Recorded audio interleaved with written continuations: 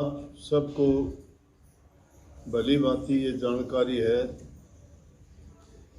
कि दिवाली का त्यौहार हमारे देश में सबसे प्रसिद्ध त्यौहार है। सबसे ज़्यादा खुशी भरा, सबसे ज़्यादा मिठाई इसी त्यौहार पे बढ़ती है। गांव, घर, बस्ती जहाँ कभी भूले से भी दिया नहीं लगाते, वहाँ भी प्रकाश करते हैं उस दिन।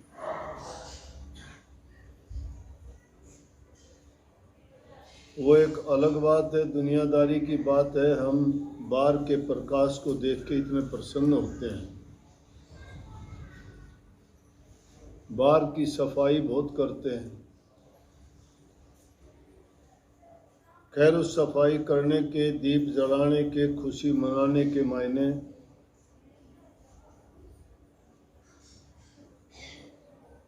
इसलिए थे कि श्री रामचंद्र जी धर्म के प्रतीक, धर्म है, वो ज्ञान है, वो प्रकाश है, वो खुशी है, वो आनंद है, वो शांति है। श्री रामचंद्र जी कोई एक व्यक्ति विशेष या कोई देवता ना मानिए। श्री रामचंद्र जी अगर नहीं आते तो ये काम अयोध्या नगरी में होते क्या? नहीं होते, मातम छा जाता। क्योंकि जिस दिन अयोध्या नगरी से गए थे उसी दिन अयोध्या नगरी को सुनसान कर गए। प्रजा के हितकारी थे, बड़े दयावान थे, न्यायकारी थे, सबसे दिलों पर राज करते थे। और जब 14 वर्ष का अचानक वनवास हुआ, जिसको राजगद्दी मिलनी थी, उसको जंगलों की खाक छाननी पड़ी।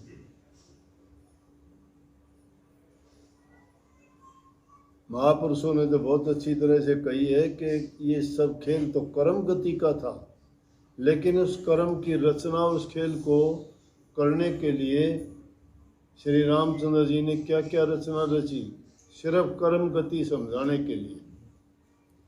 और संतों ने उसके बारे में कहा कि कर्म गति टारी ना ही टरे। कर्म गति टालने से नहीं टलती। क्यों नहीं टलती? हम लाख कोशिश करते हैं, कैसी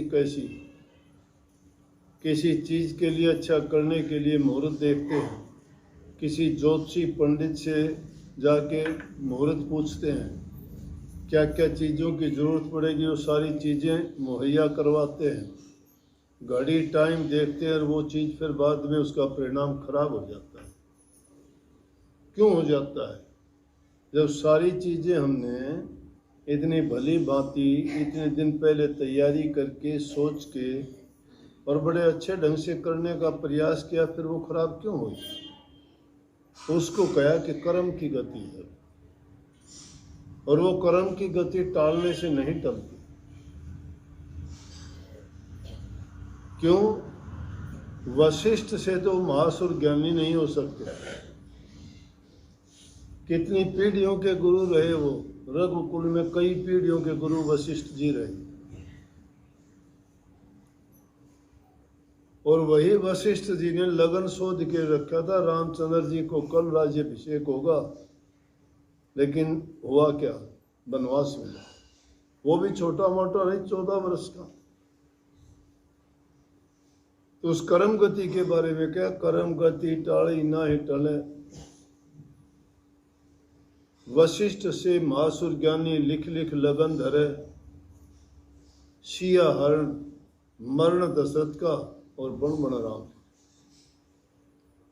ये कर्म गति थी। रामचंद्र जी को वनवास, माता सीता का हरण हो जाना, राजा दशरथ का वियोग में मर जाना, स्वर्ग से धार जाना, लेकिन राक्षसों का संहार करना। और वो 14 वर्ष में किन किन से मुलाकात हुई? बंदरों से, भालुओं से, जंगली जानवरों से, पेड़ पौधों से, 14 वर्ष में रामचंद्र जी ने क्या क्या किया, एक आध दिन की बात हो तो भी मुश्किल हो जाती है 14 वर्ष। लेकिन जब जाने लगे तो सारी प्रजा रोने लगी, पीछे पीछे होली कि आप गए तो हमारा चैन गया, आप गए हमारी शांति गई, आप जाओगे हम किसके सहारे रहेंगे, आप तो प्रकाश के दीप हो, आपके बिना अंधेरा हो जाएगा। कहते हैं कि नहीं, कहते पुत्र के बिना तो घर में अंधेरा होता है, अंधेरा तो प्रकाश से मिटता है ना, लेकिन पुत्र को भी प्रकाश मान। तो कहा कि आपके बिना तो अंधेर हो जाएगा, दिलों में भी अंधेर, दुनिया में भी अंधेर, जीवन में भी अंधेर, कैसे जिएंगे हम। रामचंद्र जी ने सबको समझाया, रोती बिलखती प्रजा को छोड़ के और जंगल की राह ली, उनको कहा कोई बात नहीं, समय रुकता नहीं है, समय गुजर जाता है। शुरू में जब आपत्ति विपत्ति आती है आदमी को कठिन लगता है, कोई भी काम करो, लेकिन धीरे धीरे वो आसान होता चला जाता है, क्योंकि वक्त हर चीज को सहला देता है, हर घाव को भर देता है। वक्त की बड़ी खूबियां हैं, ये रुकता नहीं, चलता ही रहता है। हम वक्त की इंतजार करते हैं, वक्त किसी का इंतजार नहीं करता। 14 वर्ष गए, राक्षसों का संहार करके लंका का राज विभीषण को सौंप के अयोध्या में लौटे तो लोगों को जब पता लगा प्रजा को कि श्री रामचंद्र जी उस दिन वापस आएंगे, उस दिन का नाम दीपावली रखा। लोगों ने घरों की सफाई करी, बहुत अच्छा काम किया, क्योंकि 14 वर्ष तक उन्होंने अपने घर नहीं संभाले, उन्होंने नए वस्त्र नहीं पहने, उन्होंने कोई नए बर्तन नहीं लिए, घरों में कोई किसी प्रकार की रोशनी नहीं की, क्योंकि जिनके दिल बुझे हुए होते हैं बाहर की कितनी भी रोशनियां करो उसको खुशी थोड़ी देती है। जब इंसान का मन प्रसन्न होता है तो उसको रोशनी की भी जरूरत नहीं होती। और जब उनको पता लगा तो कितने दिन पहले लगे, घरों को संवारने लगे, नए वस्त्र खरीदे, नए बर्तन खरीदे, घरों में दीप जलाए, रंग रोगन किया, सफाई किए, नए वस्त्र लेके आए, बड़े हार श्रृंगार किए सब ने। और जब अयोध्या में लौटे तो अयोध्या नगरी इसी तरह जगमगा उठी जैसे दिवाली के दिन आज हमारे शहर घर गांव जगमगा उठते हैं। इसकी तुलना उससे की जाए, लेकिन उससे ज़्यादा लोगों के दिल खिल उठे। और दिल जब खिल उठता है तो कहते हैं ना कि मेरा ये काम हो जाए तो मिठाई बांटना, कहते हैं। तो खुशी जब हुई तो मिठाई बांटी, ब्याह शादी होती है मिठाई बांटते हो, घर में कोई खुशी आती है मिठाई बांटते हो, नया घर बनाते हो तो मिठाई बांटते हो, घर में लड़का हो जाए मिठाई बांटते हो। इसी प्रकार से श्री रामचंद्र जी आए तो लोगों ने मिठाई बांटी, खाई, खिलाई। आज भी वो काम करते, मिठाई आज तक बांटते हैं। अच्छे काम का परिणाम हमेशा अच्छा होता है। खुशी बांटने से खुशी बढ़ती चली जाती है। खुशी जितनी बांटोगे, जितने लोग आते जाएंगे उसमें खुशी बढ़ती चली जाए, कम नहीं होगी। लेकिन दुख घटता चला जाता है। दुख को बांटने के लिए जाते हो, दुख घट जाता है, दुख बटा लेते हैं। सोचो अगर किसी के घर में कोई मृत्यु हो जाती है, जवान मृत्यु हो जाती है, दुख है, हार्ट टूट गया, दुर्घटना में परिवार खत्म हो जाते हैं, जो लोग सुनता है अफसोस करता है। घर में कोई एक आध बचता है तो जाते हैं, उसको सांत्वना देते हैं। अगर वो अकेला छोड़ दिया जाए तो वो आदमी 1 या 2 दिन में गुजर जाएगा उस चिंता में। लेकिन जब जाते हैं तो लोग जाके उसका दुख थोड़ा थोड़ा करके बटा लेते हैं। दुख बांटने से बढ़ता है और खुशी बांटने से बढ़ती है। तो ये वो दिवाली का त्योहार था। लेकिन उस जमाने में तेल का प्रयोग कम था, लाइट नहीं थी। किस चीज का प्रयोग करते थे? घी के दिए जलाते थे। चाहे सारी चीज़ें थी तो भी घी के दिए जलाए, क्योंकि घी का दिया जलाने से वातावरण शुद्ध होता है। घी जब दीपक में जल के उससे जो धुआं निकलता है वो खुशबू पैदा कर देता है, बहुत से कीटाणु मरते हैं। हम सांस लेते हैं तो उसकी हवा के कारण हमें अच्छी सुगंधी मिलती है, मन प्रसन्न होता है उससे। और वैसे भी घी का दिया जलाना खुशी का प्रतीक है। जब ये माता बहन एक दूसरे से झगड़ा करती है ना, अरे एक को नुकसान हो जाता है तो फिर उसको उलाना देती है, क्या कहती, तेरे घी के चस गए। अब तो घी के चस जाना मतलब बहुत खुशी की बात है। तो इस दिन घी के दिए जलाने चाहिए। इन दूसरे ये लाइट जला के बैठ जाते हो, 4 लड़ी लगा दी, हम भी बहुत लगाई है। ये लाइट की लड़ी लगा के बटन दबा के बैठ गए, हो गया प्रकाश। इस प्रकाश से मतलब नहीं था। बड़ी अच्छी बात है, ये हमारा एक ऐतिहासिक त्यौहार है और सबको खुशी मनानी चाहिए, मिठाई बांटनी चाहिए, खुशी बांटनी चाहिए, सबको गले लगाना चाहिए, हर आदमी के लिए मंगल कामना करनी चाहिए। जिससे तुम्हारी अनबन है उनको भी मीठा बोल के अपना बनाना चाहिए। सारे सब बैर भाव ईर्ष्या त्याग देनी चाहिए, क्योंकि ये महान दिन था और उस दिन कोई ऐसी बात होनी नहीं चाहिए कि जिसके कारण किसी के मन में कोई खटास पैदा हो। बाहर के प्रकाश से, जब बाहर के प्रकाश को देखने से हम इतने खुश होते हैं। 4 प्रकार के प्रकाश हैं दुनिया। अग्नि, फायर लाइट, जलने वाली अग्नि है, उसका प्रकाश होता है। मून लाइट, चंद्रमा की रोशनी, ये सनलाइट है दिन की, कितना प्रकाश है। अंधेरे में तो कुछ नहीं सूझता, अंधा हो जाता है इंसान, कुछ दिखाई नहीं देता, कुछ समझ नहीं आता, पता नहीं लगता कौन चीज कहाँ रखी है। लेकिन चौथी प्रकार की जो लाइट है वो डिवाइन लाइट है। डिवाइन लाइट वो जिसको हमारे ग्रंथों में सिख गुरुओं ने उसको चांदना लिखा है, हिंदुओं ने उसको ज्योति या प्रकाश लिखा है, अंग्रेजों ने उसको लाइट लिखा है। वो लाइट है। नानक साहब कहते सब में ज्योत ज्योत है सोए, तिसके कारण सब में चांदन हुए। अब बाहर की रोशनी तो हम देखते हैं, लेकिन अंतर का प्रकाश तो अंधेरा पड़ा है। वो किस चीज से प्रकट होगा? गुरु नाम से, गुरु ज्ञान से।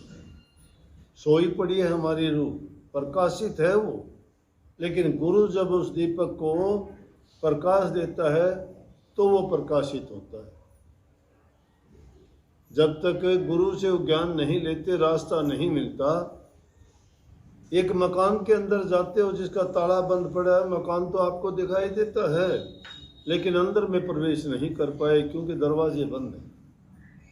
इसी प्रकार से गुरु क्या करता है? दरवाज़ा खोलता है, और जब दरवाज़ा खुल जाता है, प्रवेश करते हो तो अंदर के नज़ारे, अंदर का प्रकाश, अंदर की जो जो दृश्य हैं वो जब देखने को मिलते हैं, तब उसका जीवन का अर्थ खुलता है, उसका पता लगता है कि हमारे अंदर में क्या है। जिसको ढूंढने के लिए बाहर घूमते हैं वो तो हमारे अंदर में ही बैठा हुआ है, लेकिन हमें भूल क्या पड़ी कि हम उसको बाहर ढूंढते हैं।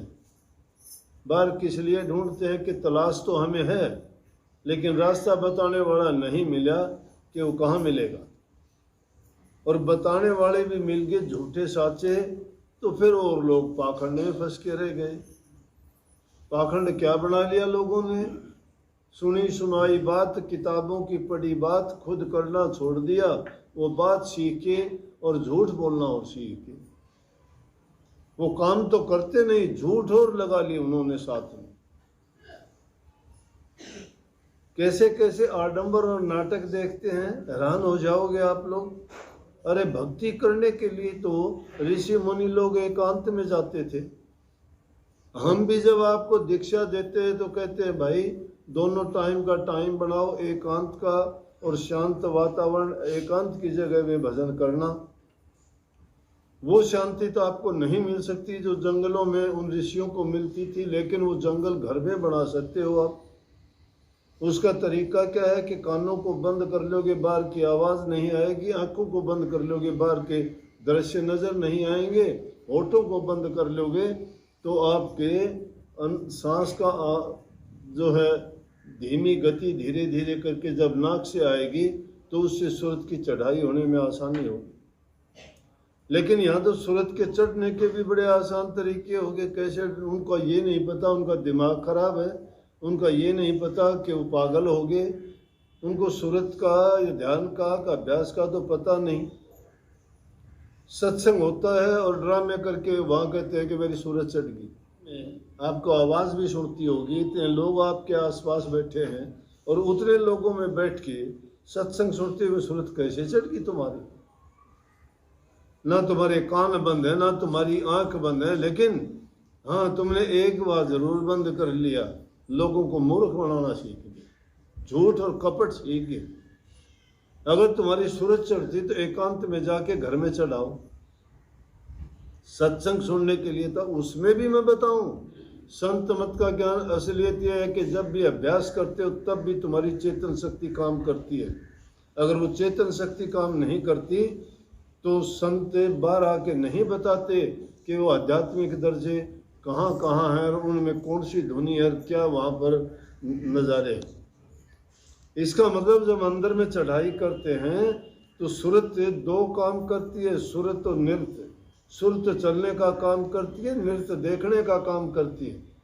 लेकिन ये जो नाटकबाजी करते हैं लोग, आगे से तो सत्संग है, लाखों आदमी सत्संग सुन रहे हैं और उनके बीच में 5 आदमी वहाँ लौट जाएंगे और कह देंगे मेरी सूरत चढ़ गई। तो कहाँ की सच्चाई? वो तो झूठ और बेईमानी और सीख ली उन्होंने। दूसरे लोग भी कहते हैं उसको देखा देखी, क्योंकि जब बता दिया कि दरवाज़ा बंद पड़ा है, अंदर में प्रवेश नहीं किया, बाहर सूरत कैसे चढ़ गई? कुछ पता ही अता पता ही नहीं है। हाँ, उसके लिए धीरे धीरे अगर इंसान प्रयास करे तो टाइम बहुत लगता है। मैं ये नहीं कहूँगा नहीं हो सकता, करने वाले में हौसला होना चाहिए, हर इंसान कर सकता। मुश्किल और कठिन नहीं है। मैं ये कह के आपको दुर्बल नहीं बनाना चाहता कि नहीं कर सकता, मैं कहता हूँ हर कोई कर सकता है। छोटे से छोटा बच्चा भी कर सकता है जिसको समझ है। उसमें गरीब अमीर का सवाल नहीं, औरत पुरुष का सवाल नहीं, हर कोई कर सकता है। लेकिन उसमें लगन, विरह, प्रेम, ये चीज़ें, त्याग और तप, ये 5 चीज़ जब तक नहीं है किसी में तो उस रास्ते पे नहीं जा सकता। तो उसके हृदय में तो अंधेरा ही रहेगा, प्रकाश कहाँ होगा? प्रकाश कहाँ होगा? और ये कोई दिखावे की चीज़ नहीं है। जो दिखावा करता है वो झूठा है, वो कपटी है। यहाँ झूठ का सवाल नहीं। जिसको तो ये भेद मिलता है वो तो छिपाता हो रहा है, कोई बताता ही नहीं। जिसने जिसको मिल गया उसने बताना ही नहीं अच्छा समझा। लेकिन संतों के लिए ये आदेश है कि इस युग में जीवों को जगाने के लिए और रास्ता उनके खोलने के लिए उनको बताना पड़ता है, बिना बताए। क्योंकि कलयुग के जीव हैं, ये पाखंड पूजा में ज़्यादा मान जाएंगे, सच्चाई की ओर नहीं जाएंगे। पाखंड पूजा में अब कहीं भी एक पाखंड शुरू कर दो, वहाँ लाइन लग जाएगी। लेकिन सच्चाई की बात होगी, वहाँ से मुख मोड़ ले, क्यों करना कोई नहीं चाहता। कैसे करें? करने की जरूरत नहीं है। आजकल तो साइंस का जमाना आ गया, ये भी शब्द याद करने वाले भी फोन सामने रख के शब्द सुनाते हैं। याद कहाँ? मशीन का काम आ गया, कंप्यूटर में देखते, कंप्यूटर में सुरक्षा डालेंगे, फोनों में सुरक्षा डालेंगे, टीवी में सुरक्षा डालेंगे। सुरक्षा डालना आसान हो गया बिल्कुल।